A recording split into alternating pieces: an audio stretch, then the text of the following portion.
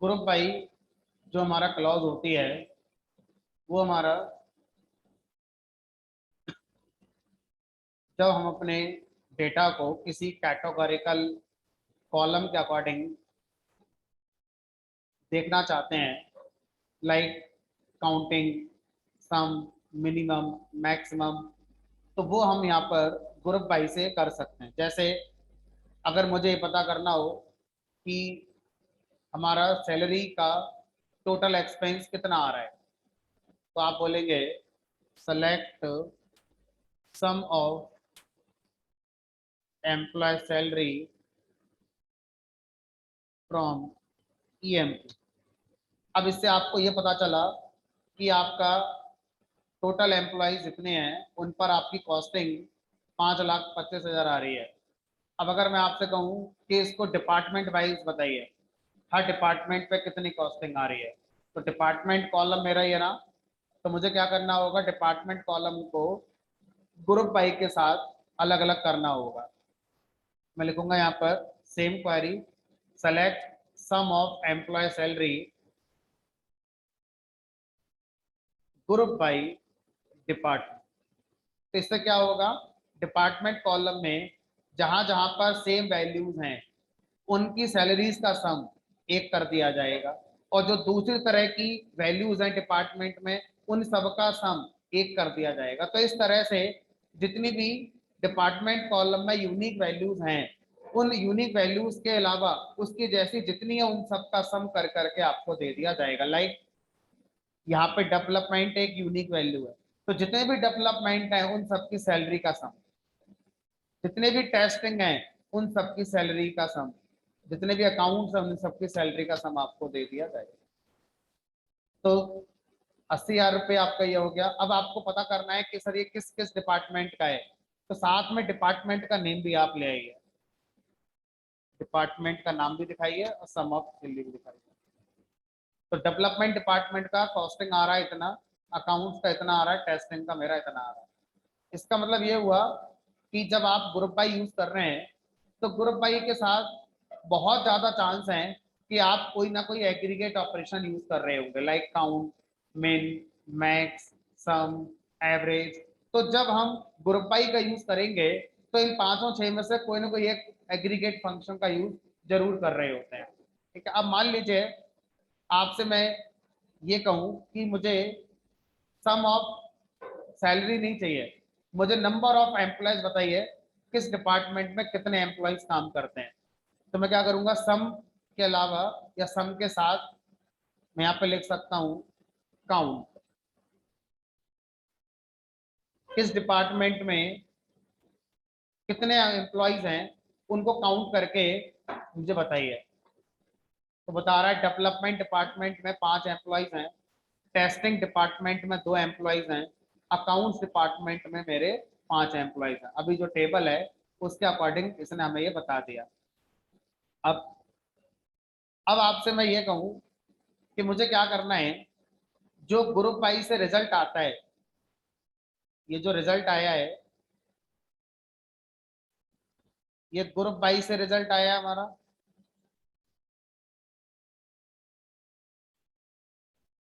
क्या इस रिजल्ट पर हम कोई कंडीशन लगा सकते हैं?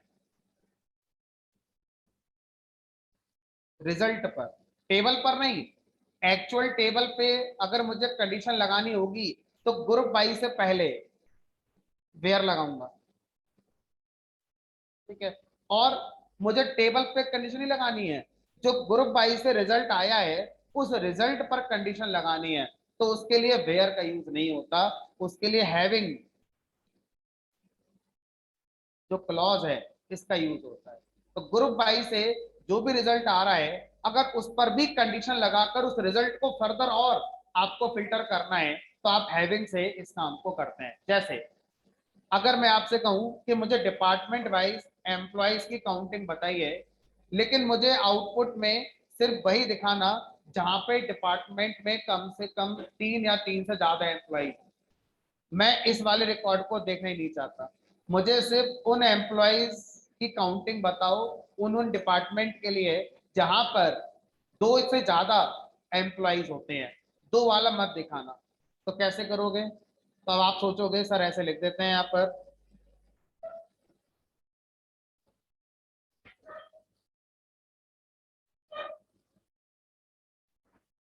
डिपार्टमेंट, उसके बाद हैविंग। हैविंग के आगे क्या लिखेंगे? हैविंग के आगे टेबल के कॉलम का नाम नहीं लिखा जाता। हैविंग के आगे जो आपने कॉलम सेलेक्ट करे हैं रिजल्ट में, उनका नाम आप लिख सकते हैं। तो आपने दो कॉलम सेलेक्ट करे हैं, एक डिपार्टमेंट कॉलम और एक काउंट कॉलम। तो आप हैविंग के साथ जो भी कंडीशन बनाएंगे, वो कंडीशन में इन्हीं दोनों का यूज हो सकता है। जो टेबल के एक्चुअल कॉलम है, उनका यूज हैविंग के बाद नहीं किया जाएगा। फिर समझेंगे। हैविंग का मतलब होता है ग्रुप वाई से जो रिजल्ट आया है, उस रिजल्ट को फर्दर फिल्टर करना। और हैविंग के बाद जो आप कंडीशन लगाएंगे, उस कंडीशन में आप उन्हीं कॉलम्स का यूज कर सकते हैं जो आपने सेलेक्ट करे हैं, ना कि उन कॉलम्स का यूज करते हैं जो एक्चुअल टेबल के अंदर, क्योंकि हैविंग एक्चुअल टेबल पे काम नहीं करता। हैविंग ग्रुप वाई से जो रिजल्ट बनता है उस पर काम करता है। अब मैं क्या लिखूंगा यहाँ पर? हैविंग, मैंने दो कॉलम कौन से सेलेक्ट करे हैं? डिपार्टमेंट और काउंट। तो मैं काउंट वाला यूज कर रहा हूँ, having count of department is greater than 2। तो ग्रुप वाइज जो रिजल्ट आएगा, उस रिजल्ट में मुझे सिर्फ उन डिपार्टमेंट की काउंटिंग दिखाओ जहां पर काउंटिंग का रिजल्ट 2 से ज्यादा है। तो 2 से ज्यादा काउंटिंग का रिजल्ट किस में है? डेवलपमेंट में है और अकाउंट। बस ये दोनों देखेंगे।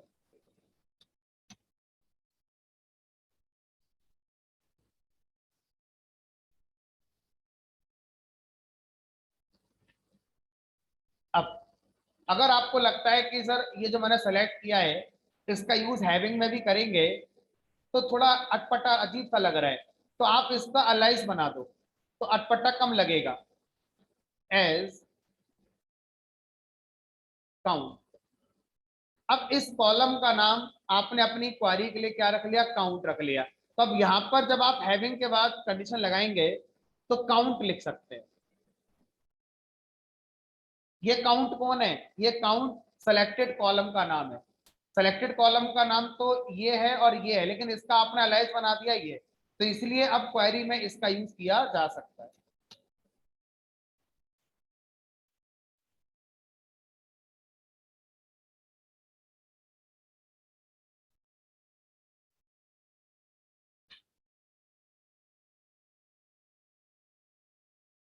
अब मुझे जिनकी सैलरी 50,000 से ज्यादा है, जिनकी सैलरी 50,000 से ज्यादा है, उनकी काउंटिंग बताओ। क्वेरी क्या होगी? मुझे ये पता करना है कि मेरे ऑर्गेनाइजेशन में कितने एम्प्लॉयज ऐसे हैं जिनकी सैलरी 50,000 या 50,000 से ज्यादा है। क्वेरी क्या होगी? सेलेक्ट, क्या सेलेक्ट करोगे? काउंट। अब काउंट में किसी कॉलम का नाम लिखा जाता है, तो किसी भी कॉलम का नाम लिख दो। ठीक है, तो मान लीजिए आप एम्प्लॉय सैलरी लिखना चाहते हैं। अब फ्रॉम ईएमपी, ऐसा करने से मेरा टारगेट पूरा नहीं हुआ। इससे क्या होगा? इससे पता चल जाएगा सैलरी कॉलम में कितनी वैल्यूज हैं, 11 है। लेकिन मैंने कहा मुझे बस वो गिनती बताओ जहां पर सैलरी 50,000 से ज्यादा है। क्या लिखोगे? Where, where employ salary is greater than equal to 50,000। 5 लोग ऐसे हैं जिनकी सैलरी 50,000 से ज्यादा है, और अंदर जाना है। बाहर कहाँ थे आप? कि मुझे ये पता था कि मेरी ऑर्गेनाइजेशन में टोटल 11 एम्प्लॉइज हैं जिनकी सैलरी दी जा रही है। फिर मुझे पता चला उन 11 में 5 ऐसे हैं जिनकी सैलरी 50,000 या 50,000 से ज्यादा है। यानी कि अब ज्यादा इंसाइट आपके पास है। इंसाइट मतलब अंदर की इंफॉर्मेशन, है ना? अब आप और इंसाइट निकालना चाहते हैं। अब आप ये पता करना चाहते हैं ये 5 एम्प्लॉइज किस किस डिपार्टमेंट के हैं। ये 5 एम्प्लॉइज किस किस डिपार्टमेंट के हैं, या किस डिपार्टमेंट के कितने एम्प्लॉइज हैं इन 5 में से। टेस्टिंग के कितने हैं, डेवलपमेंट के कितने हैं, अकाउंट के कितने हैं। अब बताओ क्वेरी कैसे लिखें? बताओ।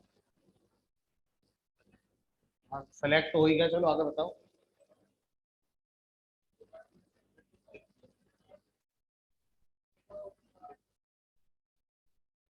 जो मैंने अभी रिजल्ट निकाल कर दिखाया है कि मेरी ऑर्गेनाइजेशन में 5 एम्प्लॉयज ऐसे हैं जिनकी सैलरी 50,000 या 50,000 से ज्यादा है।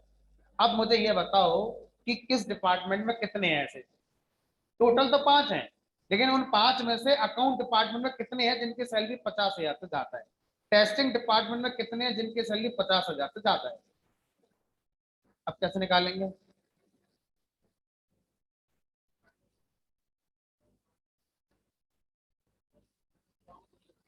यानी कि आपको यही रिजल्ट चाहिए, लेकिन ये रिजल्ट किसके अकॉर्डिंग ग्रुप करके चाहिए आपको?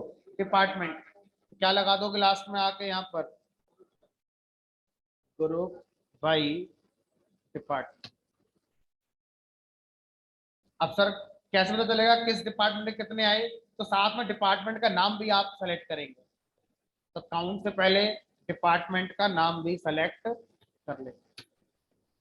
तो टोटल 5 एम्प्लॉय ऐसे हैं जिनकी सैलरी 50,000 से ज्यादा है, और उनमें से 3 अकाउंट डिपार्टमेंट में, एक डेवलपमेंट डिपार्टमेंट में, और एक आपका टेस्टिंग डिपार्टमेंट में।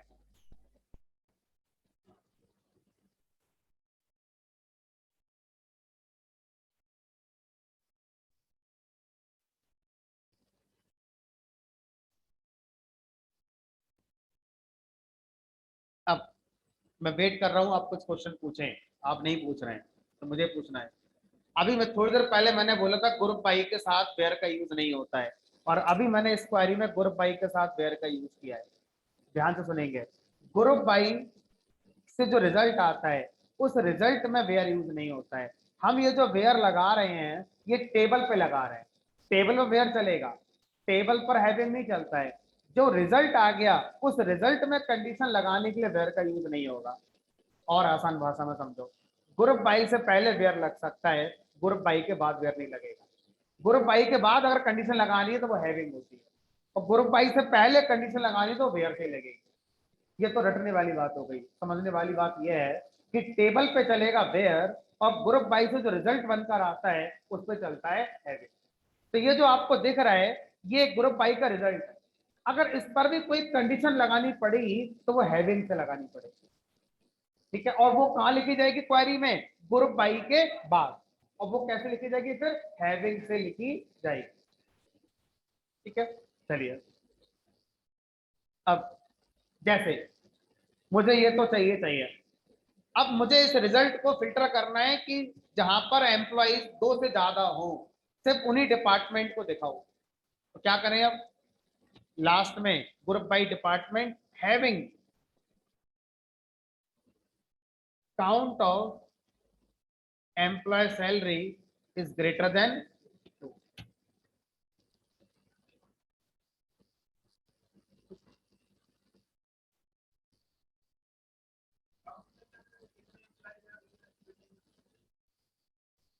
अकाउंट में कितने एम्प्लॉइज हैं?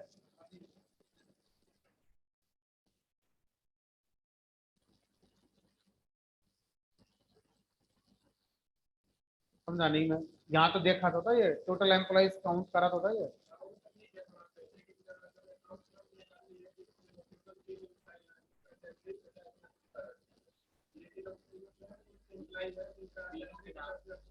हाँ, ये अभी मैंने सिखाई नहीं है, तो अभी सिखाएंगे।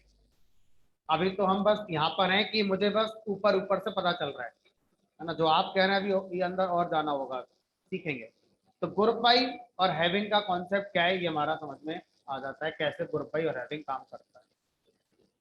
वापस से अपने टेबल पर आ जाते हैं।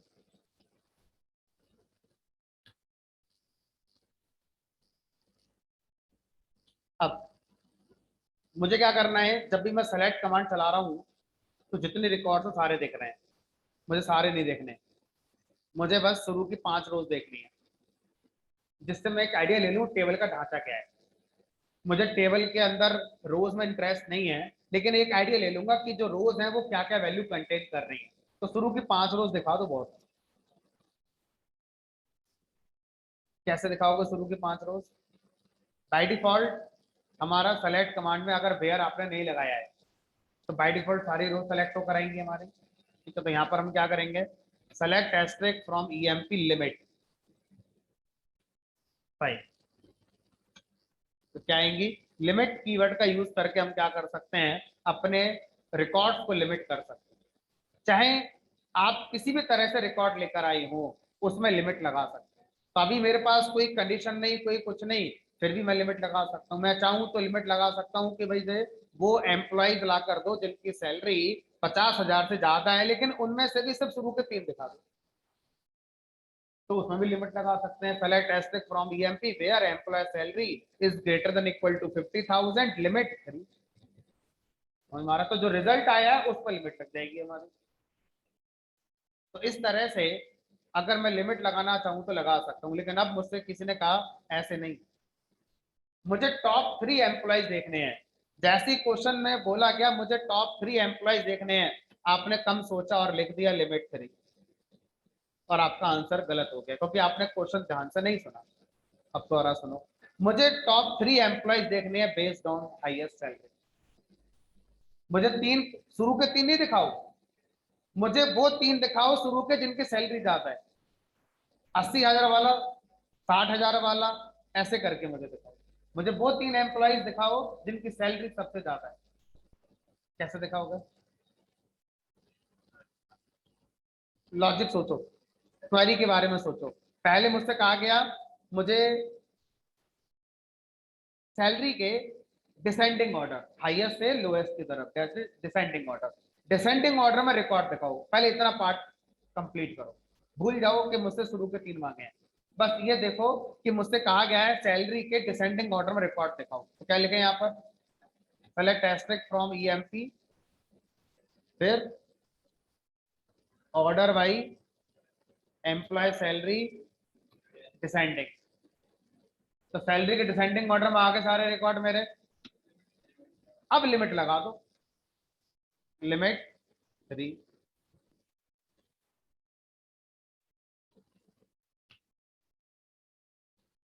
ये वो 3 है जिनकी सैलरी ज्यादा है, 80,000, 60,000, 60,000।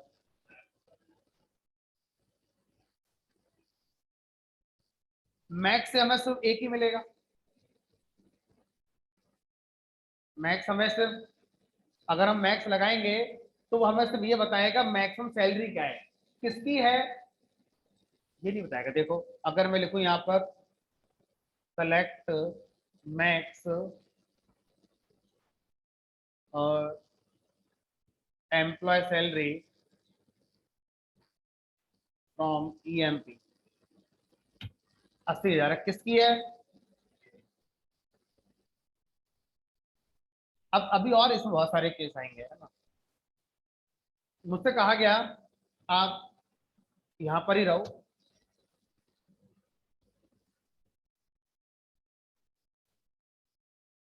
सेकंड हाईएस्ट सैलरी आपको निकाल कर दिखानी है। सिर्फ आउटपुट में सेकंड हाईएस्ट सैलरी वाला रिकॉर्ड दिखना चाहिए, आजू बाजू के रिकॉर्ड दिखने नहीं चाहिए। ऐसा नहीं कहना सर देख लो इसमें सेकंड हाईएस्ट भी है, नहीं, मुझे सिर्फ इतना ही आउटपुट चाहिए, ये नहीं दिखना चाहिए, ये नहीं दिखना चाहिए। सेकंड हाईएस्ट सैलरी वाला रिकॉर्ड मुझे चाहिए।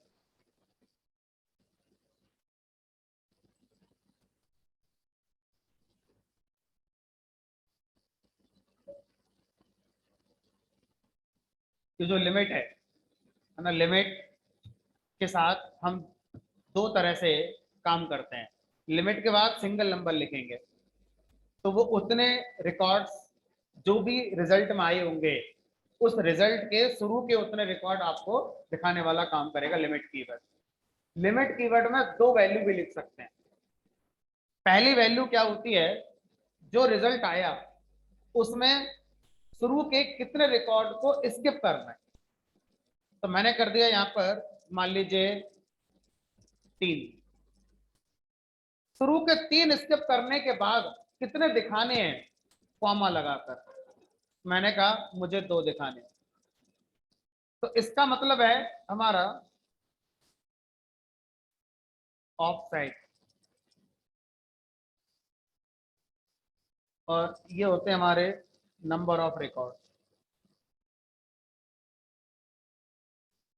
ऑफसेट का मतलब होता है स्किप करना, स्किप रोज, कितनी रोज स्किप करनी है। यहां से जो रिजल्ट आएगा ये रिजल्ट आया। इस रिजल्ट में कितनी रो स्किप करें, उसके बाद के फिर 2 रो ही आपको दिखाई जाएंगी। ठीक है, तो एक काम करते हैं, इसको रन कर देते हैं बिना लिमिट लगाए हुए।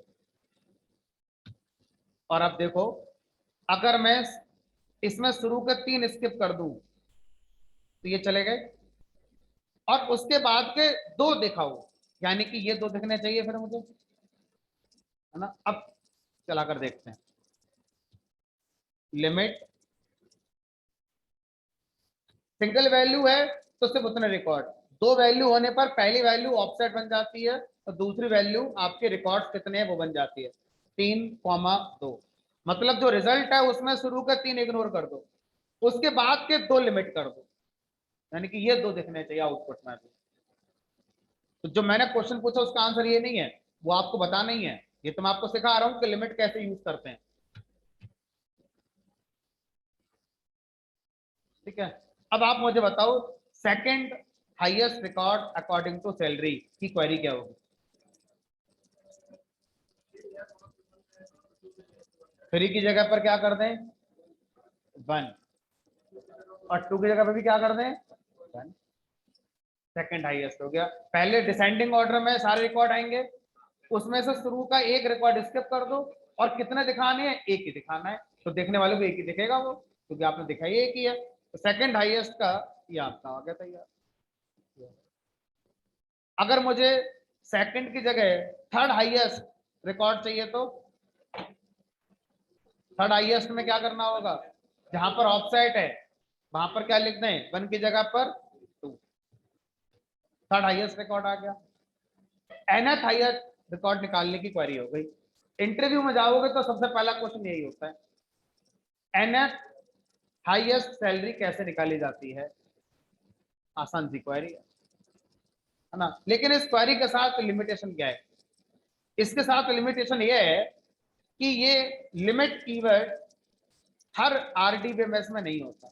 ऑरेकल में टॉप नाम से चलेगा, अगर आप ऑरेकल डेटाबेस यूज कर रहे हो वहां लिमिट नहीं चलता, वहां पे टॉप कीवर्ड चलता है। सिक्वल सर्वर में कुछ और होगा। तो जब भी आप इस क्वेरी का आंसर दें तो साथ में एक कॉन्टेक्स्ट जरूर जोड़ दें, इन दिस पर्टिकुलर आरडीबीएमएस। हम इस क्वेरी को लिखकर इस टास्क को कर सकते हैं। नॉट श्योर कि limit keyword other RDBMS package में होता है या नहीं होता है। ठीक है, चलिए, तो लिमिट का काम क्या है वो हमारी समझ में आ गया, कैसे हम लिमिट का यूज कर सकते हैं। अब अगर आपसे कहा जाए कि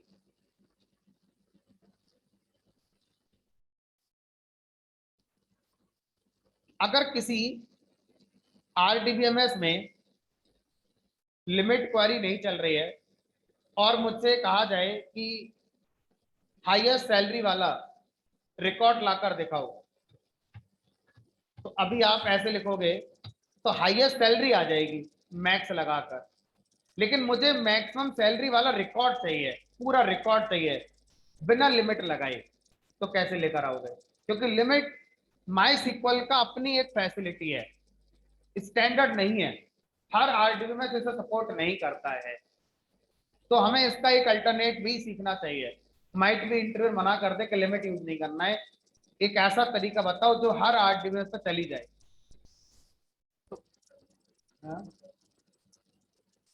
तो ग्रुप वाइज से कैसे निकालोगे, हमें तो पूरे डेटा में हाईएस्ट सैलरी वाला रिकॉर्ड चाहिए। अब क्या पता वो कुछ डिपार्टमेंट में होगा, कहाँ होगा, ग्रुप वाइज से तो हर डिपार्टमेंट का हाईएस्ट वाला आ जाएगा, अगर आया तो।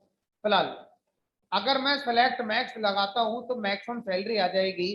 तो किसी ने कहा कि सर अब बचाई क्या है, देखो, select asterisk from EMP where employ salary is equal to 80,000, आगे पूरा रिकॉर्ड उसका, ये तो है वो।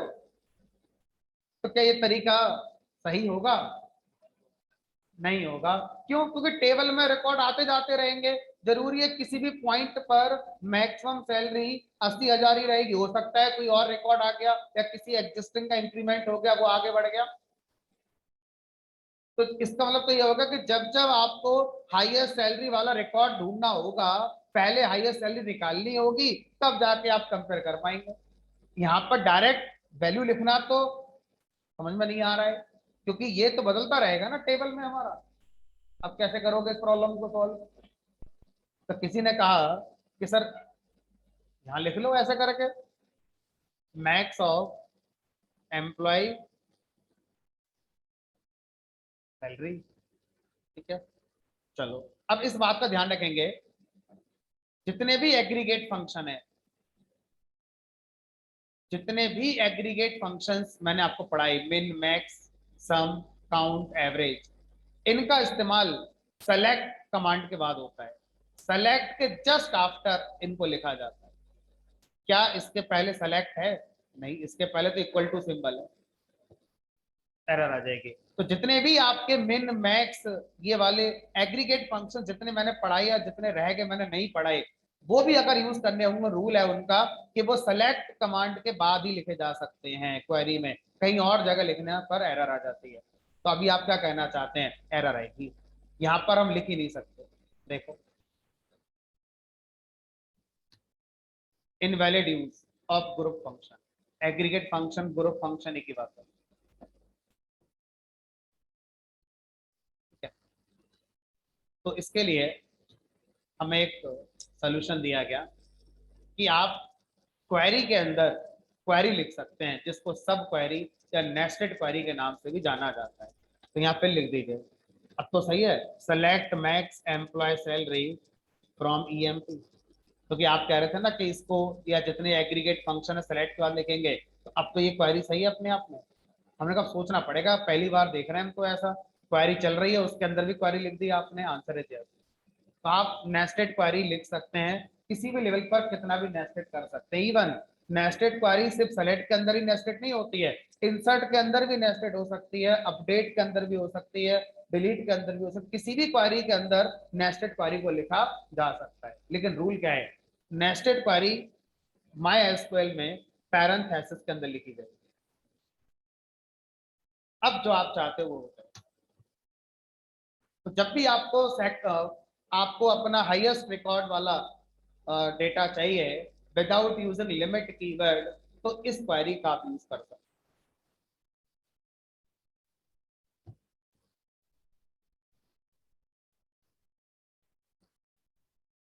इसे बोलेंगे नेस्टेड क्वेरी या सब क्वेरी।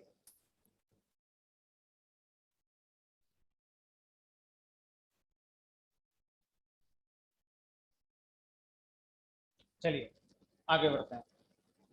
अब मान लीजिए मुझे क्या करना है, एक select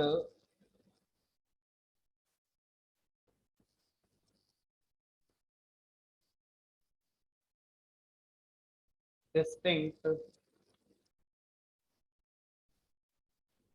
department from EMP. Distinct का मतलब होता है किसी भी कैटेगोरिकल कॉलम में यूनिक वैल्यूज कौन कौन सी हैं, बस उनको बता दो। कौन कितनी बार है, ये करने के लिए ग्रुप बाई के साथ काउंट लगाएंगे। और अगर मुझे सिर्फ ये पता करना है कि मेरे ऑर्गेनाइजेशन में टोटल कितने डिपार्टमेंट चलते हैं, तो क्या करोगे? टेबल के अंदर सारे डिपार्टमेंट स्टोर होंगे।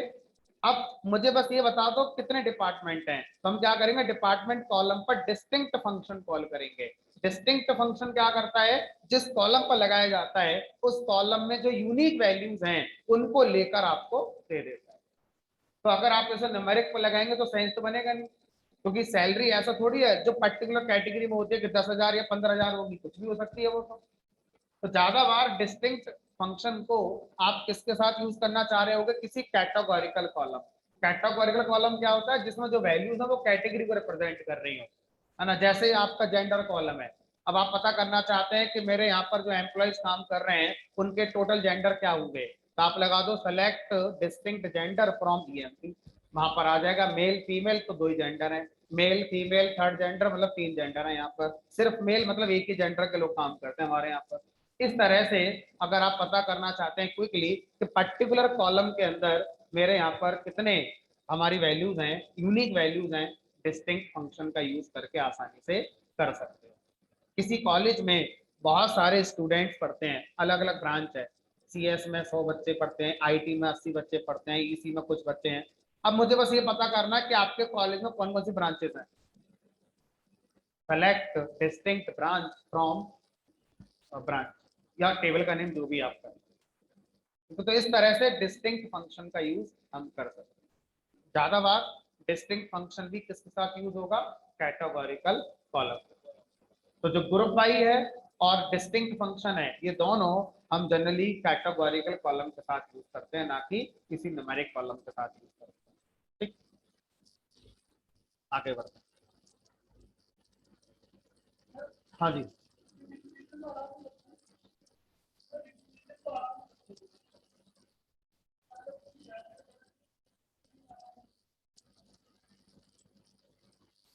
क्या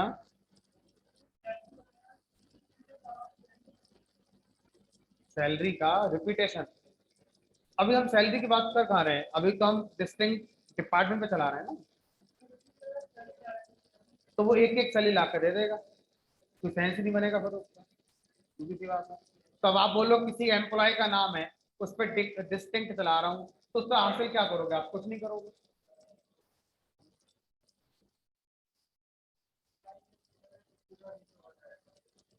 बिट्टू 2 बार था, बिट्टू 1 बार आ जाएगा, सोनू 4 बार, तो सोनू 1 ही बार आएगा, बस ये होगा।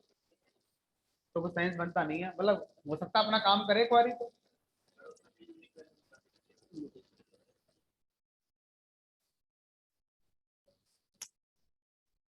जब सब कुछ हम यहाँ पे ही करेंगे डेटाबेस में, तो पाइथन को पढ़ रहे थे, पाइथन से भी तो ये सारे काम करते हैं लास्ट में जाके। यहाँ तो वैसे ही हो रहे हैं।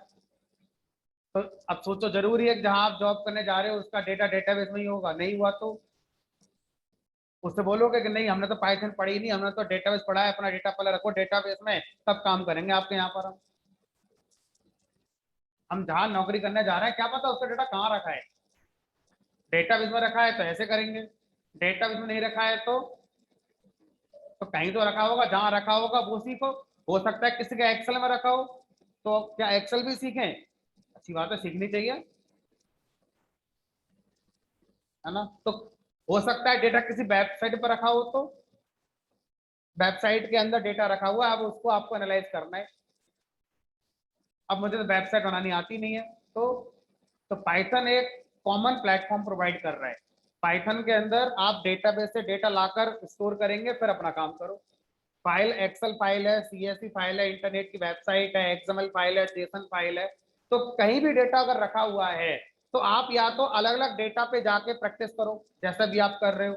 दूसरा है कि जहां भी रखा है वहां से पाइथन में ले आओ, और फिर पाइथन के अंदर ये सारे काम करो जो आप सिखाए जा रहे हैं आपको, मिन निकालना, मैक्स निकालना, सम करना, ग्रुप करना, है ना। अभी इस क्वेश्चन के और अच्छे आंसर मिलेंगे जब अभी आपका लास्ट हो रहा होगा एसक्यूएल का, तो इस क्वेश्चन का आंसर और मैं अच्छे से आपको दूंगा, है ना, बट अभी नहीं आएगा समझ में वो, इसलिए समय खराब करने से भी फायदा नहीं है। आगे बढ़ते हैं। अब मान लीजिए मुझे क्या करना है, मुझे अपने टेबल के अंदर कुछ और इंफॉर्मेशन स्टोर करनी है related to like date and time.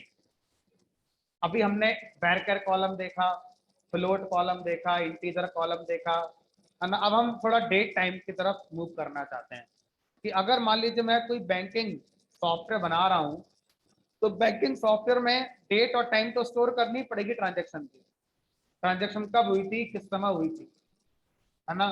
और डेट और टाइम पर अगर मुझे टेबल पर कुछ काम करना होगा, तो उसके लिए अलग से आपको डेटा टाइप दिए गए हैं। तो एक टेबल बना लेते हैं पहले, जो डेट और टाइम कॉलम पर हमारा काम करेगी, है ना। देखते हैं कैसे काम करेगी।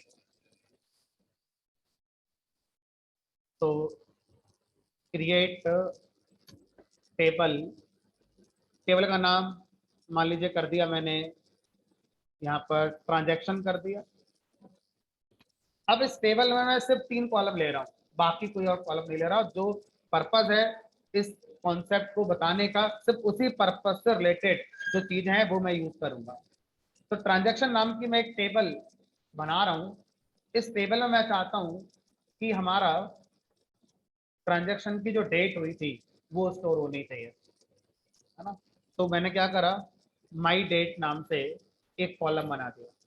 कॉलम का नाम क्या रखेंगे वो इंपॉर्टेंट नहीं है, इंपॉर्टेंट ये है कि उसका डेटा टाइप आप क्या रखने वाले हैं, है ना। तो अगर किसी कॉलम में आप डेट को स्टोर करना चाहते हैं तो उसके लिए माई स्क्वेल में एक डेटा टाइप है जिसका नाम है डेट। आसान, डेट नाम से एक डेटा टाइप होता है ना, कॉमा। उसके बाद सर मुझे टाइम भी स्टोर करना है, कितने बजकर कितने मिनट और कितने सेकंड, डेट भी स्टोर करनी है और टाइम भी स्टोर करना है। तो कॉलम का नाम मैंने दे दिया, मान लीजिए माई टाइम।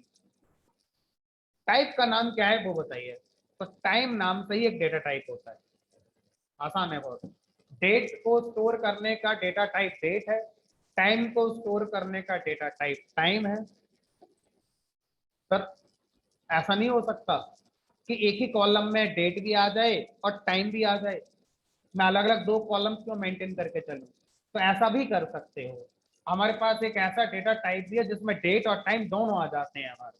ठीक है, मैं एक ही टेबल में सब करके दिखा रहा हूँ आपको। ठीक है, तो मान लीजिए इसका नाम कर दिया मैंने my D T, my date time. Type का नाम होगा डेट टाइम।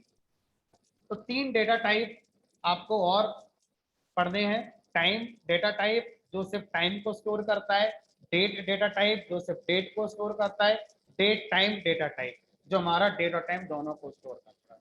ठीक है, इनके जैसे और भी मिल जाएंगे, जैसा टाइम इस टाइम होगा, टाइम इस टाइम भी इसी पर्पज के लिए यूज होता है, बट इन 3 से हमारा सारा काम हो जाता है। टेबल बनकर तैयार हो गई। अब मैं इंसर्ट करना चाहता हूं, तो वही इंसर्ट इनटू, टेबल का नेम, वैल्यूज। अगर नंबर इंसर्ट करना होता है तो डायरेक्ट लिखते हैं, वैरचर के लिए इंसर्ट करना होता है तो स्ट्रिंग बना के लिखते हैं, डेट के लिए कुछ इंसर्ट करना होगा तो कैसे लिखें। तो 2 तरह से लिख सकते हो। डेट कॉलम के लिए वैल्यू आप एज ए स्ट्रिंग भी लिख सकते हो और एज इंटीजर नंबर भी लिख सकते हो। तो मैं दोनों तरह से आपको सिखाता हूँ। पहले सीखिए एज ए स्ट्रिंग। तो अगर मैं एज ए स्ट्रिंग लिखूंगा तो यहाँ पर आपको फॉर्मेट का ध्यान रखना है कि जो माई एसक्यूएल के अंदर, माई एसक्यूएल के अंदर डेट टाइप का जो कॉलम होता है उसका फॉर्मेट होता है Y Y Y dash dash dash, ये फॉर्मेट होता है। ठीक है, तो आपको इस फॉर्मेट की स्ट्रिंग बनाकर रख देनी है। अब जैसे मान लो रख दिया मैंने 1985 और जून और 15 तारीख, तो ये हो गया 15 जून 1985। ठीक है, कॉमा टाइम। टाइम कॉलम का जो फॉर्मेट है माई एसक्यूएल में वो होता है H H colon M M colon hour minute second. As a string आप इसको लिख सकते हैं। मान लीजिए मैंने दे दिया 10:11 मिनट 12 सेकेंड। अब आता है डेट टाइम। तो डेट टाइम कॉलम का फॉर्मेट है डेट का फॉर्मेट स्पेस टाइम का फॉर्मेट। तो इन दोनों के बीच में क्या लगा देना है, बस आपको स्पेस और लगा देना है। अब मान लो कुछ भी डेट टाइम दो, तो ऐसा नहीं है भाई देना है जो यहाँ दी थी, तो हम लिख रहे हैं जो चाहे वो लिख दो, फिर भी सेम लिख दिया मैंने। चलो 1908-6-7 स्पेस 10-11-12 सारी इंसर्ट हो गई। सेलेक्ट एस्ट्रिक्ट फ्रॉम,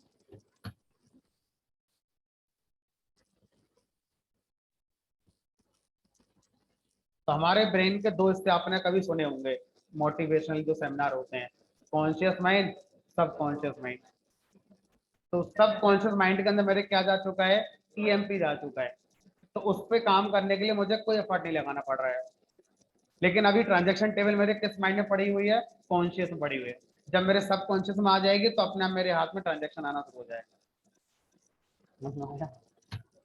चलो, बहुत लोगों को समझ नहीं आया क्या बोल दिया सबने। चलो वापस माई स्किल पे आ जाओ। तो ये आपका डेट हो गया, ये आपका टाइम हो गया, ये आपका डेट और टाइम दोनों इस तरह से। अच्छा, अब आप बोले सर नहीं मैं तो फॉर्मेट बदलूंगा, तो आप देखो कर सकते हो अपने मन की। मैंने 88 कर दिया, यहाँ डैश लगा दिया, और मान लो यहाँ पर अगस्त कर दिया, 25 तारीख कर दी, बाकी आप अपना कर लेना। मैं बस डेट में करके दिखा रहा हूं कि अगर आप फॉर्मेट डैश की जगह ये लगाएंगे, स्लैश लगाएंगे, तो एरर नहीं आएगी। लेकिन टेबल के अंदर जब स्टोर होगा तो डैश बन जाएगा। 25 अगस्त 1988, तो मैंने रखी थी इस फॉर्मेट में, लेकिन स्टोर होगा तो सेम डेट और सेम टाइम। आप बदल सकते हो अपना, कॉलम की जगह कुछ और लगा दो, डैश की जगह वहां कुछ और लगा दो, लेकिन टेबल में जब इंसर्ट होगा तो इसी फॉर्मेट में ही इंसर्ट होगा। आप बोलो सर मैं तो बदलूंगा, पहले मंथ रखूंगा फिर डेट, नहीं होगा। हाँ, जब किसी को दिखाना होगा तो आप फॉर्मेट बदल सकते हैं, लेकिन जब स्टोर हो रहा होगा तो Y Y M M D D format में स्टोर होगा। जब आप फैच करेंगे तो हमारे पास डेट और टाइम से रिलेटेड बहुत सारे फंक्शन हैं, जिसमें आप ये भी बता सकते हैं कि संडे था उस दिन, के मंडे था। आप ये बता सकते हैं कि वो हफ्ते का कौन सा दिन था, महीने का कौन सा दिन था, साल का कौन सा दिन था, लीप ईयर था कि नहीं था उस दिन। तो ये सब आप पता कर सकते हैं, लेकिन उसके लिए अलग से फंक्शन है जो आपको पढ़ने हैं। बट नेटिवली इसी फॉर्मेट में आपका डेट और टाइम स्टोर होगा। अभी पहले इंसर्ट करने की बात करते हैं, फिर मैं आपको कुछ फंक्शंस करके दिखाऊंगा, बहुत है वो फंक्शन, है ना, वो मैं आपको शेयर कर दूंगा, अपने पढ़ते रहिएगा, 4 से मैं करके दिखा दूंगा। आगे बढ़ते, इंसर्ट करने पर अभी हम रहते हैं। जब हम इंसर्ट करते हैं तो इंसर्ट करने के लिए हमारे पास जो ईयर है, जरूरी है 4 डिजिट का हो, 2 डिजिट का ईयर एक्सेप्ट नहीं करेगा ये। सिर्फ मैं 85 लिख दूं, चलेगा कि नहीं चलेगा?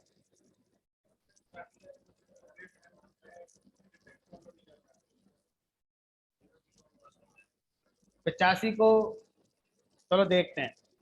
यहाँ पर मैंने मार्च कर दिया और यहाँ पर मैंने 10 तारीख कर दी, देखते हैं चलेगा कि नहीं चलेगा। चल तो गया। अब बताओ कि 85 के पहले क्या लगा, 1900 लगा होगा, 1800 लगा होगा, 2000 लगा होगा, 2100 लगा होगा। 0085 कौन सा ईयर है? हाँ?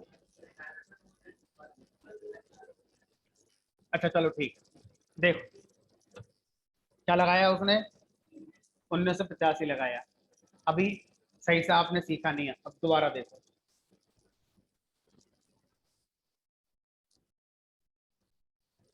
65 लगा दिया मैंने, ठीक है, बाकी सब कुछ भाई है। अब कितना कर दिया? अब ईयर में 65 से पहले 2000 लगा दिया, 85 था तो 1900 लगा रहा था, मतलब अपने मन से लगा देगा जब मन आएगा। नहीं, अपने मन से नहीं लगाएगा भाई। तो माया स्क्वेल जब बनाया गया है तो इसमें कंडीशन डाली गई है। क्या कंडीशन है? आई गेस 70 या 60 की है, लेट मी चेक। देखो 65 पर 20 ले रहा है, 70 पे देखते हैं। 70 पे 19। अब एक कम ज्यादा करो, 69 और 71, 69 करके देखो।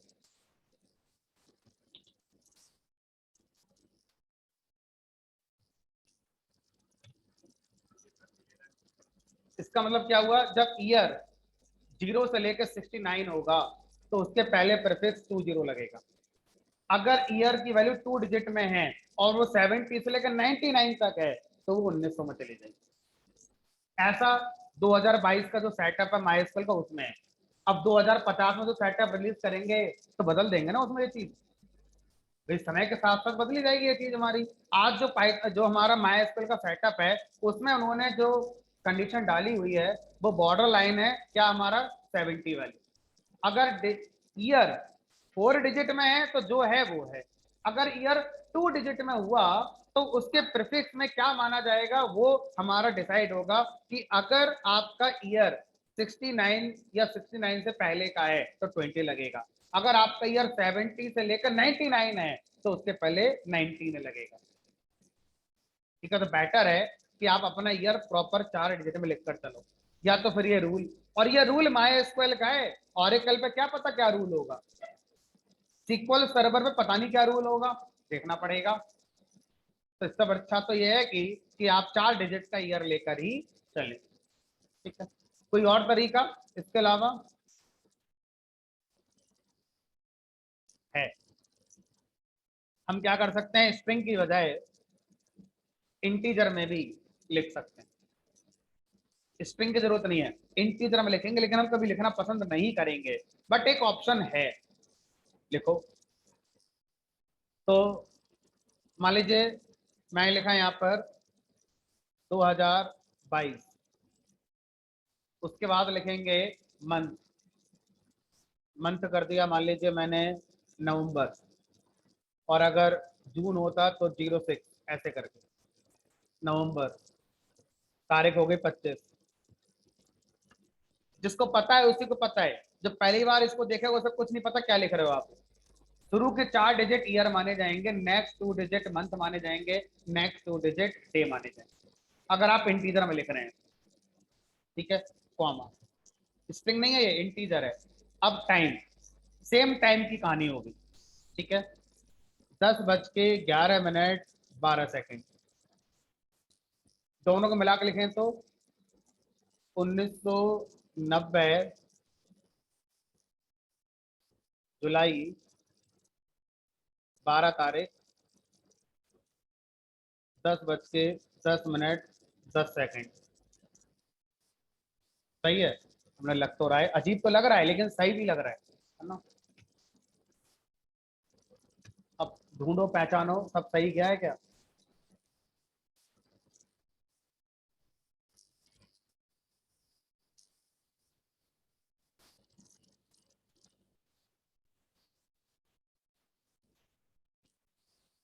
अगर हम रीडेबिलिटी वाइज देखें तो शायद रीडेबिलिटी तो बहुत पुअर हो गई, जिसने लिखा उसी को पता है कि वो क्या लिख रहा है, फिर दूसरा पढ़ेगा तो उसे कुछ समझ में आएगा नहीं क्या करना है यहाँ पे। तो बेटर तो फिर यही रहा, कम से कम चीजें क्लियर तो हो रही है यहाँ पर, है ना। तो अब आप क्या बोलेंगे सर, एक चीज बताइए, जब हम ट्रांजेक्शन करेंगे तो क्या मैन्युअली टाइम इंसर्ट करेंगे? अगर हम ऐसा करने लगे तो फिर तो हम टाइम कुछ भी डाल देंगे, डेट कुछ भी डाल दो उसमें। हम अमाउंट बता सकते हैं, अकाउंट नंबर बता सकते हैं, बट डेट और टाइम हम थोड़ी बताते हैं, वो तो ऑटोमेटिक सिस्टम का पिक होकर आना चाहिए। तो हम क्या चाहते हैं, हम ये चाहते हैं कि जिस कंप्यूटर पे क्वेरी चले उस कंप्यूटर में जो डेट और टाइम हो वो गेट करिए और वो इंसर्ट कर दीजिए। तो ज्यादा बार हमारा कोड कहाँ चलता है, सर्वर पे चलेगा, तो सर्वर पे क्वेरी चलेगी तो सर्वर का डेट और टाइम पिक होना चाहिए, ना कि हमारी मोबाइल का। अगर हम पेटीएम से पेमेंट कर रहे हैं तो हम तो रिसेट कर सकते हैं मोबाइल अपना से, कुछ भी टाइम दे दो ऐसे। तो जहां पर क्वेरी चलेगी उस मशीन का डेट और टाइम फैच करेंगे, उस क्वेरी को यूजर कहाँ से एक्सेस कर रहा है उससे फर्क नहीं पड़ता है। ठीक है, तो अब कैसे करेंगे इस काम को, सिस्टम का डेट और टाइम फैच करके इंसर्ट करना है। तो इसको करने के लिए हमारे पास कुछ फंक्शंस हैं, उन फंक्शंस का यूज करके इस काम को हम कर सकते हैं। कैसे करेंगे देखिए, यहाँ लिखेंगे इंसर्ट इनटू, टेबल का नेम वैल्यू, एक फंक्शन है जिसका नाम है current date. Current date function क्या करता है, हमारे सिस्टम की डेट फैच करके और इस जगह पर ला देगा करंट टाइम और नाउ। नाउ फंक्शन क्या करता है, डेट और टाइम दोनों फैच करता है। फंक्शन डज नॉट एग्जिस्ट, एक ही आर होगा तो करंट डेट में एक ही आर लगाना है ना, फंक्शन के नाम में एक ही आर है। तो अब देखो जरा, 14 जून 2022, 10:52 जब ये क्वेरी चली होगी तो मेरे लैपटॉप, मेरा कंप्यूटर का जो टाइम है वो उसने पिक करा, और मेरे कंप्यूटर का जो डेट है वो पिक करा। अगर मैं चेंज कर दूं तो चेंज वाली आएगी। तो ये क्वेरी कहाँ चलेगी वास्तव में? सर्वर पे चलेगी, और सर्वर मशीन पर एक्सेस करना अलाउड होता नहीं किसी के। चलिए, तो डेट और टाइम को हम कैसे इंसर्ट कर सकते हैं वो हमने देख लिया। अब बात आती है, सर फैच करके दिखाओ हमारे तरीके से। हम देखना चाहते हैं कि हमारा जो डेट और टाइम है हम कितने और फॉर्मेट में उसको दिखा सकते हैं। तो that means formatting of date and time. तो फॉर्मेटिंग कैसे करेंगे उसको देखेंगे। तो इस बात का ध्यान रखेंगे कि जब आप फॉर्मेट कर रहे हैं तो फॉर्मेट करने का मतलब है कि सेलेक्ट क्वेरी के रिजल्ट में आप अलग अलग फॉर्मेट में दिखा सकते हैं। टेबल के अंदर जो स्टोर हो रहा है वो वैसे ही हो रहा है जो स्टैंडर्ड फॉर्मेट, उसको आप नहीं बदल पाएंगे। ठीक है, तो फॉर्मेट करने के कुछ फॉर्मेट स्पेसिफायर्स हैं जो काइंड ऑफ आपको याद करने पड़ेंगे। जैसे सी में होते थे परसेंटेज डी इंटीजर के लिए, परसेंटेज ये उसके लिए, उसी तरह के फॉर्मेट स्पेसिफायर हैं एसक्यूएल के अंदर डेट को फॉर्मेट करने के लिए। तो रटने की जरूरत नहीं है, प्रैक्टिस करते करते हो सकता है याद हो जाए, वरना मैं आपको शेयर कर दूंगा, मैंने लिख रखे हैं सारे।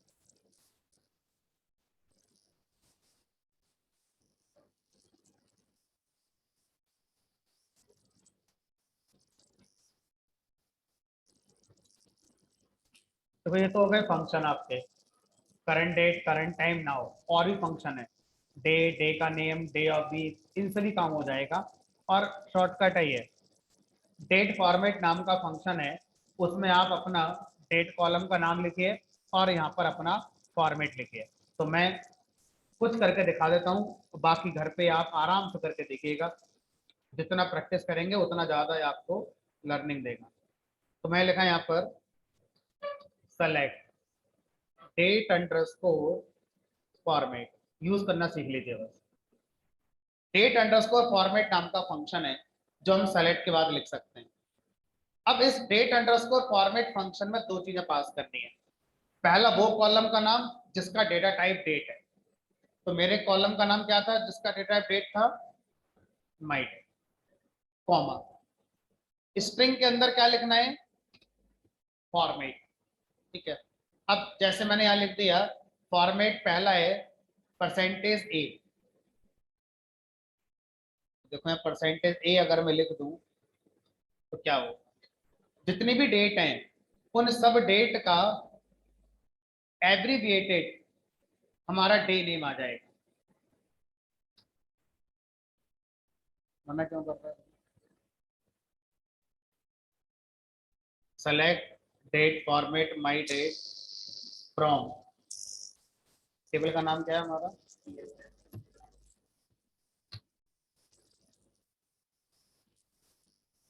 अब एक बार मैं बिना इसके चला कर दिखाता हूँ। तो इस डेट पर डे क्या था वो आपको बताया गया, सैटरडे था। इस डेट पर क्या था? थर्सडे था। तो कैसे पता चला? डेट फॉर्मेट फंक्शन के अंदर आप क्या करेंगे, अपना फॉर्मेट स्पेसिफायर परसेंटेज ए लिखेंगे। ए का मतलब होगा abbreviated week day name. Sir और कितने तक? बहुत सारे हैं, याद करने की बिल्कुल जरूरत नहीं है, पता होना चाहिए, होते हैं। कहीं से भी गूगल से ढूंढ के आप यूज कर सकते हो। ठीक है, हाँ पता ही नहीं है तो गूगल से ढूंढ के भी कहाँ यूज करोगे फिर, है ना? तो अब ए के बाद आता है बी। तो देखो याद करने का तरीका, A B C D E सब है। देखो ए से लेके आगे जेड तक मिलेंगे, कोई ना कोई कुछ ना कुछ करेगा ही। आसान है ये, तो ध्यान से सोचो। तो एक छोटी ट्रिकी है, कैपिटल बी।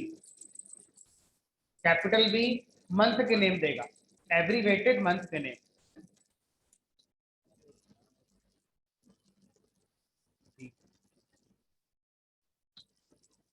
जनवरी, अगस्त, मार्च, मार्च, मार्च, नवंबर, जनवरी। डी,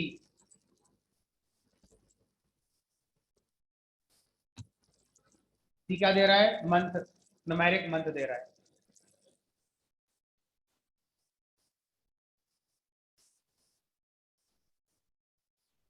कैपिटल डी 15, 25, 10, जो डेट है उसको एक सफिक्स प्रीफिक्स के साथ लिख कर दिखा रहा है। अब ये करते रहो, इसमें कोई है तो है नहीं।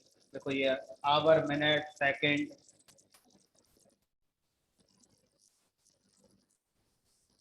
ये सब आप अपने घर बैठ के आराम से करते रहो। तो एक साथ मल्टीपल भी यूज कर सकते हो, ऐसा नहीं एक बार में एक ही कर सकते हो, एक बार में एक से ज्यादा भी लिख सकते हो, जैसे मैंने करके दिखाया यहाँ पर। Capital W space percentage capital M. तो यहाँ पर ये जो फॉर्मेट स्पेसिफायर है केस सेंसिटिव है, लोअर केस का डब्ल्यू अलग काम करेगा, अपर केस का अलग काम करेगा, ध्यान रखना है। अब देखो क्या लाकर आएगा, ये जो लिखा है मैंने, ये लेकर आ गया डे का नेम कंप्लीट, है ना, डे का नेम कंप्लीट। और डे का नेम कंप्लीट नहीं चाहिए, एब्रीवेटेड चाहिए, तो क्या लिखना था, ए। देखो उससे पहले यही तो लिखा था मैंने। ए से क्या आता है, सिर्फ शुरू के 3 लेटर आएंगे। और पूरा नाम चाहिए, अगर सैटरडे पूरी चाहिए स्पेलिंग तो कैपिटल डब्ल्यू। अपना आप बताओ, कैपिटल एम मन, है ना। देखो ट्रिक याद करने का, डब्ल्यू माने वीक, वीक डब्ल्यू कैपिटल है, मतलब वीक का जो डे है वो कंप्लीट आएंगे। एम मतलब मंथ, मंथ के नेम कंप्लीट आएंगे, कंप्लीट का सेंस है कैपिटल। स्मॉल एम मिनट लेकर आएगा, स्मॉल एम का मतलब क्या होगा हमारा, मिनट। और अगर मंथ के नेम एब्रीवेटेड चाहिए तो क्या लगाना है, बी, जो हमने शुरू में लगाई। ई, ई क्या दिखा रहा है हमारे लिए, सिर्फ डेट दिखा रहा है। अभी इसकी कोई ट्रिक नहीं है, आदि करनी पड़ेगी। बाई, बाई से ईयर होता ही है, सिर्फ ईयर निकालना है तो ईयर आ गया ऐसे। चलो तो डेट टाइम, डेट टाइम को फॉर्मेट हम करके अपने अकॉर्डिंग दिखा सकते हैं, ये हमारी समझ में आ गया।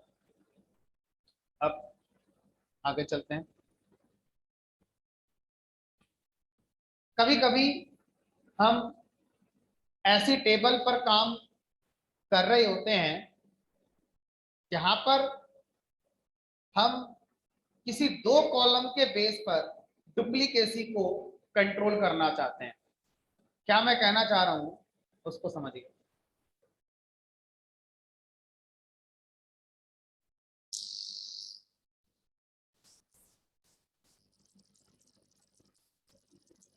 कोई भी एक कॉलेज है, उस कॉलेज में कोई भी मान लीजिए हमारा इवेंट हो रहा है, कोई एनुअल फंक्शन हो रहा है या कोई भी इवेंट हो रहा है, तो उसमें कुछ स्टूडेंट्स हैं जो पार्टिसिपेट करना चाहते हैं, ठीक है। तो मान लीजिए इवेंट नाम से मैंने टेबल बना दी। अब जो स्टूडेंट जिस एक्टिविटी में पार्टिसिपेट करना चाहता है, मैं उसका डेटा एक टेबल में रखना चाहता हूँ, तो स्टूडेंट का रोल नंबर होगा भाई, उसका कोई नाम भी होगा, और यहाँ पर हम देखना चाहते हैं कि वो किस एक्टिविटी में पार्टिसिपेट कर रहा है। अब मान लीजिए रोल नंबर किसी स्टूडेंट का 102 था, और नाम मान लीजिए उसका सोनू कर देते हैं। उसने मान लीजिए डांस एक्टिविटी में अपने आप को एनरोल कराया हुआ है। अब समझिए प्रॉब्लम स्टेटमेंट। प्रॉब्लम स्टेटमेंट ये कह रहा है कि अगर कोई भी स्टूडेंट दोबारा से एनरोल करना चाहे सेम एक्टिविटी में तो नहीं कर सकता, लेकिन दूसरी एक्टिविटी में करना चाहे एनरोल तो कर सकता है। अलग अलग स्टूडेंट सेम एक्टिविटी में एनरोल कर सकते हैं। दोबारा सुनेंगे, अगर एक स्टूडेंट और है जिसका रोल नंबर 201 है, नाम उसका सोनू हो सकता है, कोइंसिडेंस। अगर वो भी डांस में पार्टिसिपेट करना चाहे, बिल्कुल कर सकता है। अगर रोल नंबर 102 वाला, जिसका नाम सोनू ही था, अगर वो मिमिक्री करना चाहता है तो कर सकता है, लेकिन अगर 102 वाला अपना नाम बदल कर आ जाए कि मैं मोनू हूं और दोबारा से डांस में पार्टिसिपेट करना चाहे, तो ये नहीं करना है, इस रिकॉर्ड को आने से रोकना है। अब आप बताओ इस रिकॉर्ड को आने से कैसे रोको। प्राइमरी की का कॉन्सेप्ट सोचिए, अगर मैं रोल नंबर से शुरू करूं सोचना, तो क्या रोल नंबर को प्राइमरी की बनाने से मेरा ऑब्जेक्टिव पूरा हो जाएगा? नहीं, क्योंकि रोल नंबर 102 दो बार आ सकता है ना, 3 बार आ सकता है, 4 बार आ सकता है, मना थोड़ी है, लेकिन एक्टिविटी अलग होनी चाहिए उसकी। तो प्राइमरी की कॉलम को इस बात से क्या फर्क है बाकी कॉलम में क्या है क्या नहीं, वो तो अपने आप को देखेगा ना बस, कि अगर मैं प्राइमरी की हूं तो इस कॉलम में डुप्लीकेट वैल्यू नहीं होनी चाहिए, तो रोल नंबर को प्राइमरी की बना नहीं सकते, नेम को नहीं बना सकते, बहुत सारे स्टूडेंट अलग अलग रोल नंबर के हो सकते हैं जिनका नाम सेम हो सकता है, तो सर ऐसे तो एक्टिविटी को भी नहीं बना सकते, क्योंकि बहुत सारे अलग अलग स्टूडेंट सेम एक्टिविटी में आ सकते हैं। तो ये जो तीसरा आखिरी वाला रिकॉर्ड है, इसको आने से रोकोगे कैसे? कौन सा कंडीशन, कौन सा कांस्टेंट लगाओगे कि आखिरी वाला रुक जाए? एक्टिविटी पे कैसे लगा दोगे? एक्टिविटी में प्राइमरी की लगा दोगे तो 201 रोल नंबर वाला डांस कैसे कर पाएगा? तो यहाँ पर कॉन्सेप्ट आ रहा है कि आप एक साथ दो कॉलम को प्राइमरी की बना सकते हैं। सर आप तो कल मना कर रहे थे कि एक टेबल में प्राइमरी की कॉलम एक ही बनेगा। तो अब यहाँ पर कुछ नए शब्दों का इस्तेमाल किया जाएगा कि अगर आप एक से ज्यादा कॉलम पर प्राइमरी की लगाना चाहते हैं तो कंडीशन 1, एक साथ लगा सकते हैं। नंबर 2, ऐसा करने पर अब प्राइमरी की का नाम बदलकर कंपोजिट की हो जाता है।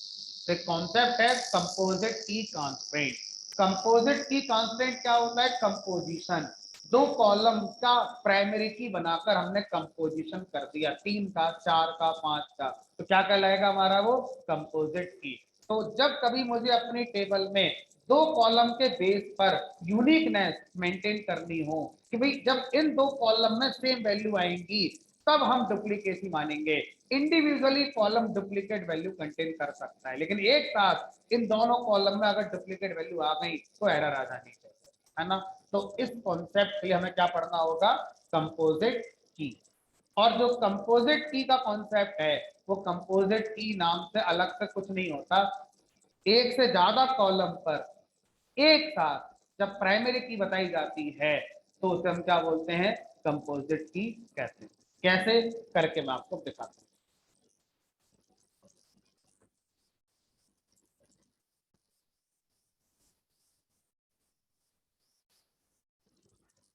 Create table event roll number integer, अगर आपने लिख दिया ऐसे करके प्राइमरी की, तो अब आप एक और कॉलम को प्राइमरी की नहीं बना सकते क्योंकि आप अलग अलग बना रहे हो। एक से ज्यादा कॉलम प्राइमरी की बनते हैं तो उन्हें कंपोजिट की कहा जाता है, लेकिन उसका रूल है कि वो एक से ज्यादा कॉलम प्राइमरी की एक साथ बताने हैं आपको, अलग अलग नहीं बता सकते। तो ये तरीका काम नहीं करेगा। कैसे करेगा सीखेंगे। रोल नंबर हो गया, नेम हो गया, और तीसरा हमारा एक्टिविटी हो गई। अब मैं इन दोनों कॉलम को मिलाकर कंपोजिट की बनाना चाहता हूं, तो कोड में प्राइमरी की ही यूज किया जाता है, कंपोजिट की नाम से कोई कीवर्ड नहीं है, प्राइमरी स्पेस की, लेकिन ब्रैकेट में एक साथ उन दो कॉलम के नाम लिखेंगे, रोल कॉमा एक्टिव। अब जो प्राइमरी की है उसको कंपोजिट की के नाम से जाना जाएगा। इंडिविजुअल नहीं लगा सकते थे। आप यहाँ लिख दो प्राइमरी की और यहाँ भी लिख दो प्राइमरी की तो एरर दे देगा, ठीक है। लेकिन किसी एक कॉलम पर प्राइमरी की लगानी होगी तो ऐसे भी सही है, यहाँ बंद कर दो और उसी समय इंडिविजुअल कॉलम के नेम के साथ भी लिख सकते हैं, वो भी सही है। बनके टेबल तैयार हो गई। अब इंसर्ट करो, इंसर्ट इनटू टेबल का name event value roll number name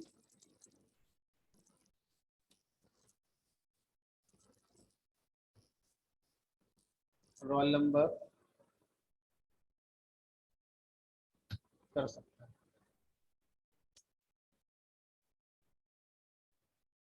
चलेगा नहीं चलेगा ये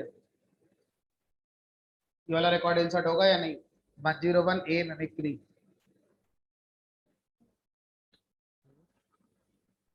बताओ तीसरा वाला रिकॉर्ड जो अभी इंसर्ट कर रहा हूँ ये होगा या नहीं? हो जाएगा, है ना। 101 बी डांस, क्योंकि सेम 101 और डांस हमारा ऑलरेडी आ चुका है, कोई तो एक बदलना पड़ेगा, है ना। कंपोजिट की वायलेट हो जाएगी, ठीक है, ये इंसर्ट नहीं होगा।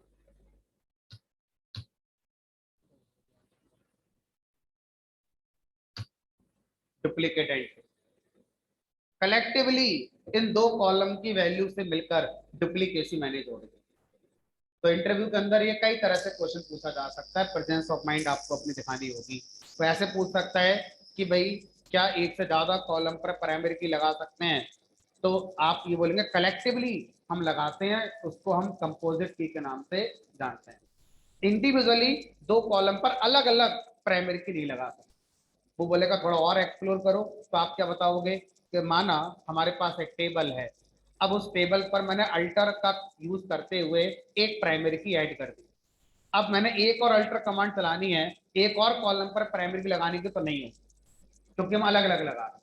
लेकिन अगर मैं अल्टर कमांड से एक ही बार में दो कॉलम पर प्राइमरी की लगाऊंगा तो वो प्राइमरी की क्या कहलाएगी? हमारी कंपोजिट की कहलाएगी, ठीक है। ये क्वेश्चन ऐसे पूछा जा सकता है कि अगर मैं किसी रिकॉर्ड को तीन वैल्यू के अकॉर्डिंग मैच करना चाहता हूँ, कि एक रिकॉर्ड में 10 वैल्यू हैं, लेकिन अगर उन 10 में से तीन वैल्यू सेम ऑलरेडी किसी रो में आ चुकी हैं, तो वो हमारा इंसर्ट नहीं होनी चाहिए। तो इसका मतलब क्या पूछ रहा है? फिर से कंपोजिट की पूछ रहा है, तो यानी कि इस बार कंपोजिट की तीन प्राइमरी की कॉलम के अकॉर्डिंग मिलकर तैयार होगी, ठीक है।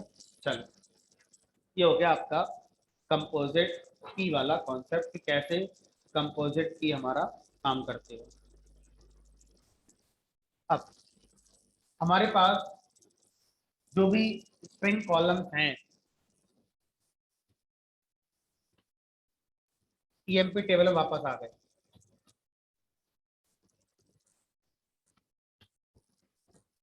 तो मैं इसको हमें कुछ अभी हमने देखे डेट और टाइम से रिलेटेड कुछ फंक्शंस देखे हमने, एग्रीगेट फंक्शंस हमने देखे, इसी तरह से स्ट्रिंग से रिलेटेड फंक्शन भी है, लोअर अपर कॉनकैट करना दो कॉलम हम कर सकते हैं। जैसे अब मैं चाहता हूँ कि एम्प्लॉय का जो नेम है वो हमारा अपर केस में कन्वर्ट होकर प्रिंट होना चाहिए। तो ध्यान रखेंगे जो ऑपरेशन हम करते हैं फंक्शंस का यूज करके वो हमारे सिलेक्शन में रिफ्लेक्ट डालते हैं।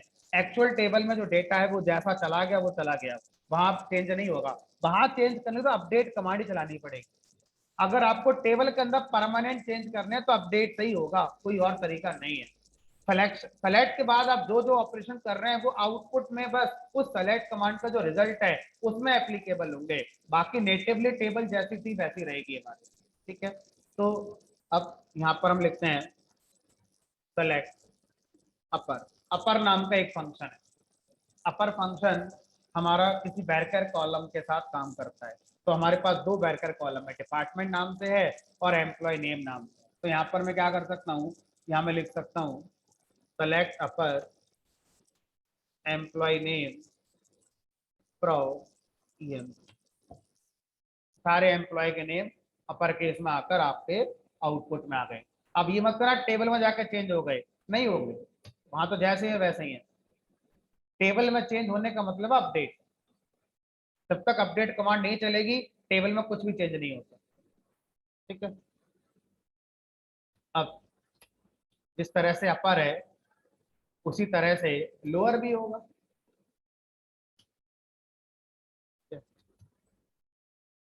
लेंथ निकालनी है, हर वैल्यू जो एम्प्लॉय नेम कॉलम में है उसकी लेंथ निकालनी है।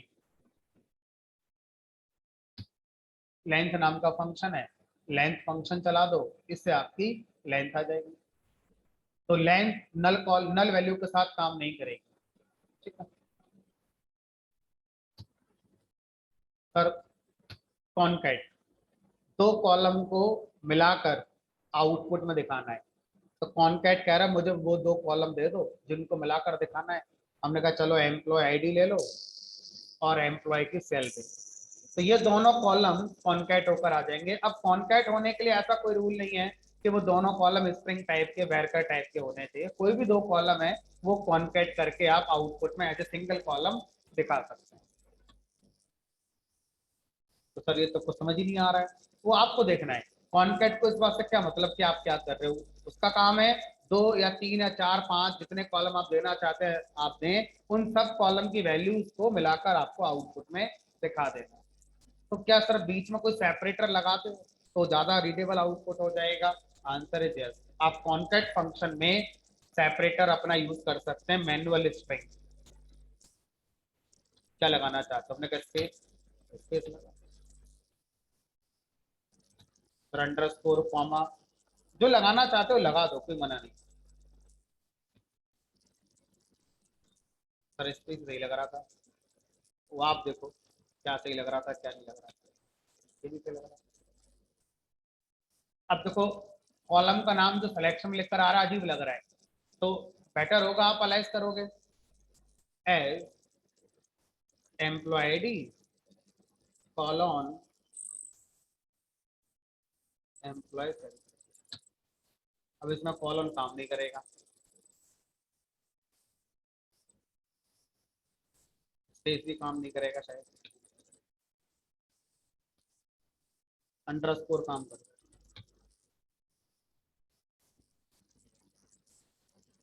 तो इस तरह से हम कॉनकैट फंक्शन का यूज करके मल्टीपल कॉलम्स को as a single column select करके दिखा सकते हैं। तो ये हमारे पास स्ट्रिंग से रिलेटेड कुछ माइस्क्वेल के अंदर फंक्शन हो गए, और भी होंगे है ना, इसी तरह के और बहुत सारे फंक्शन भी हमारे पास स्ट्रिंग से रिलेटेड होंगे।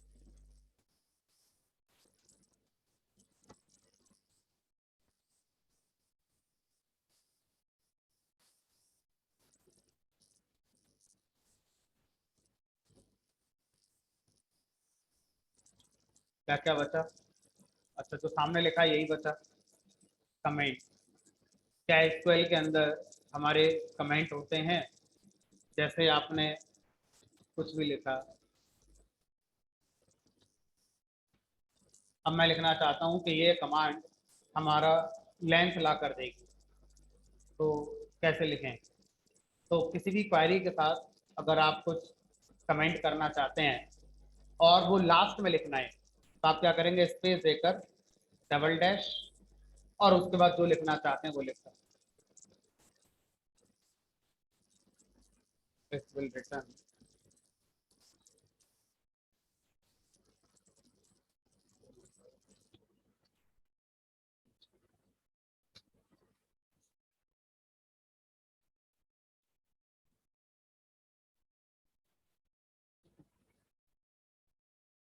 तो अगर कोई भी कमेंट लास्ट में लिखना है तो इस तरह से आप लिख सकती है।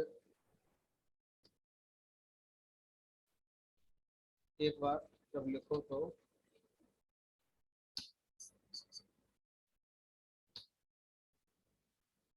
है ना, डबल डैश के बाद स्पेस और लगा देना, नहीं लगाओगे तो लास्ट में वो एक एरो बनकर आ जाएगा।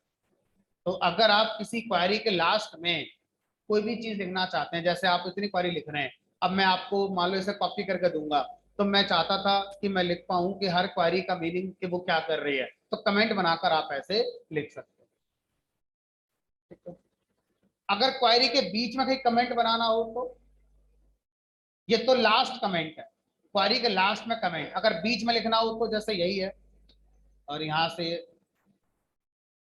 मैं यहां पर कुछ लिखना चाहता हूँ, सेलेक्ट के बाद मैं कुछ भी लिखना चाहता हूँ, तो सर ये तो एरर आ जाएगी। तो अभी मत करना कि डबल डैश लगा देना, अभी सिखाया था सर ने।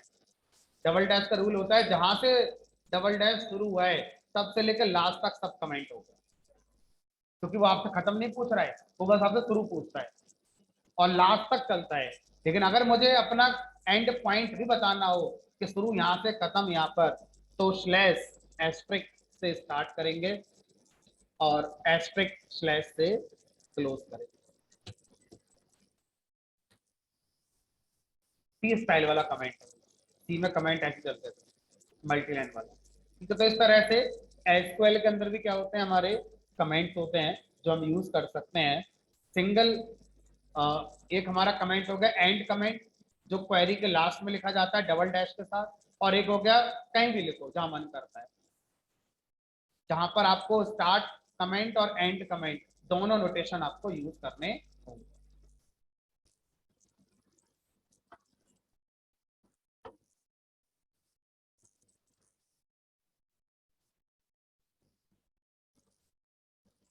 चलो अब ये देखो, एक टेबल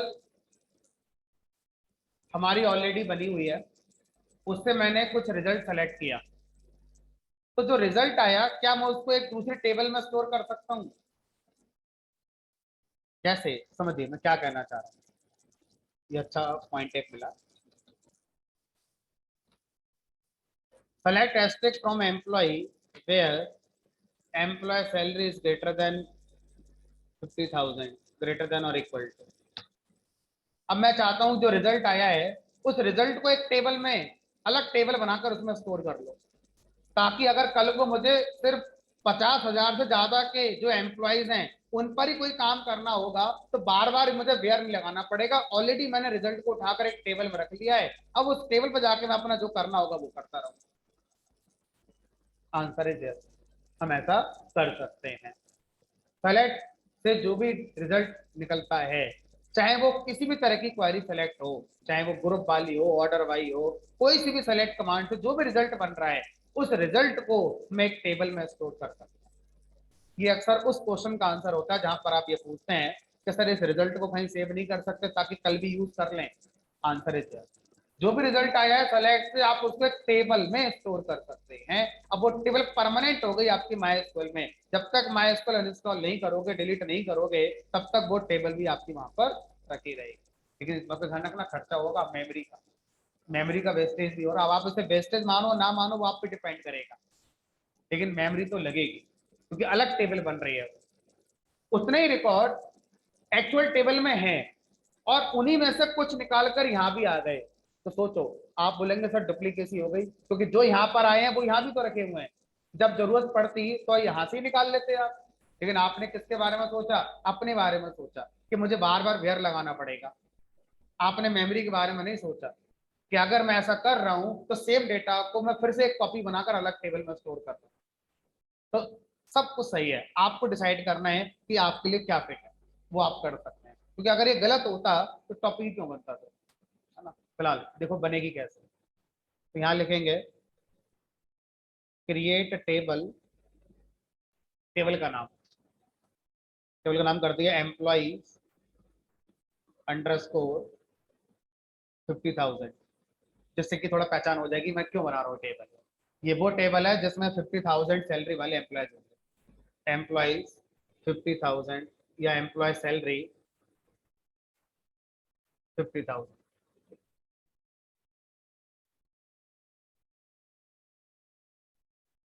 दो टेबल को मिलाया जा सकता है, कल पढ़ेंगे। आज अब मुझे लग रहा है आपका ब्रेन अब उस लायक नहीं रह गया है क्या उसको पढ़ पाओगे, तो उसे कल पढ़ाएंगे, आज इसको निपटा देते हैं, छोटा कॉन्सेप्ट है। क्रिएट टेबल, टेबल का नाम जो मैंने देना था दे दिया, उसके बाद यहाँ पर हम लिखेंगे एज, नई टेबल बनानी है, एज, एज के बाद सेलेक्ट एस्पेक्ट from EMP where employ salary is greater than equal to 50,000। यहाँ से जो भी आएगा वो इस टेबल के अंदर स्टोर हो जाएगा। अब आप लिखो यहाँ पर सेलेक्ट एस्ट्रिक्ट फ्रॉम ईएमपी सैलरी 50,000, इस नाम से जो आपने टेबल बनाई थी आप उस पर काम कर सकते हो। अब इस पर आप जो करना चाहें वो करें। ऑलरेडी आपके पास फिल्टर डेटा अलग टेबल में आपने रख लिया है। हम ऐसा भी कर सकते थे कि सर हमें नाम की जरूरत नहीं है, बस आईडी सैलरी डिपार्टमेंट, बस 3 चीज दे दो, तो हम ऐसा कर सकते थे। एस्ट्रिक की जगह एम्प्लॉय आईडी, एम्प्लॉय सैलरी, बस 2 ही चीज ले आओ सर, और इसका नाम कर दिया मान लो सैलरी 50,000, तो उस नाम से बन चुकी है टेबल। अब जो टेबल ये बनी सैलरी 50,000, इसके अंदर सिर्फ 2 ही कॉलम है। तो आप क्या सेलेक्ट करते हो कॉलम्स में, कौन कौन सी रोज सेलेक्ट करते हो, उसका रिजल्ट एज इट इज जाके टेबल में स्टोर हो जाए। तो इस तरह से हम क्या कर सकते हैं, एक टेबल के रिजल्ट को एक दूसरी टेबल में स्टोर कर सकते हैं। चलो, पहले का बना हुआ है वो भी कर सकते हैं, वो कल सीखेंगे है ना। अगर मेरे पास पहले से टेबल बनी है उसमें करने हो तो वो भी कर सकते हैं। आज के लिए इतना, कल मिलेंगे। बताओ बताओ।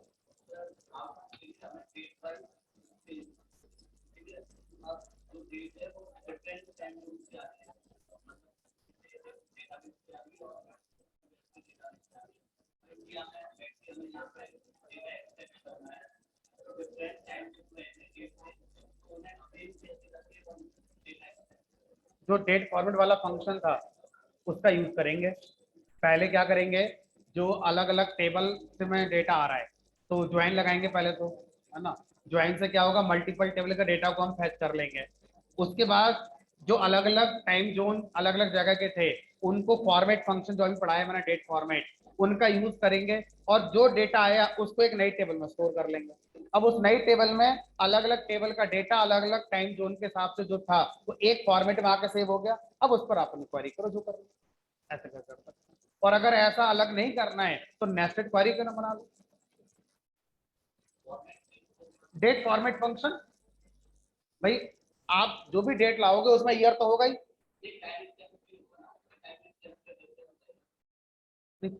भाई जो आपके फॉर्मेट स्पेसिफायर है, परसेंटेज ए, परसेंटेज डी, परसेंटेज है, ये टाइम स्टैम्प पे काम करते हैं सारे के सारे। ये जितने भी हैं सारे टाइम स्टैम्प पे काम करते हैं।